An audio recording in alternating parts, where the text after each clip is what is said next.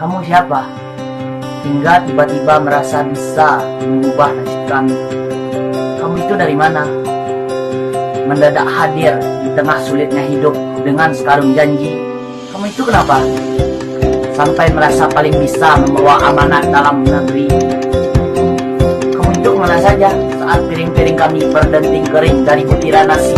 Kamu dulu di mana ketika lapak dan rumah kami hancur, tergusur oleh sejuta arogansi? Kamu itu menyapa hingga begitu yakin bisa surutkan lautan kecewa serta air mata duka kami. Lalu ratusan fotomu telah tersebar di sepanjang jalan dan sudut kota berlatar bendera organisasi dengan jas berdasi, senyum paling memikat hingga rambut licin berkilat. Kau jual slogan dan janji-janji surga buat kami. Kau tawarkan hidup paling indah di masa depan.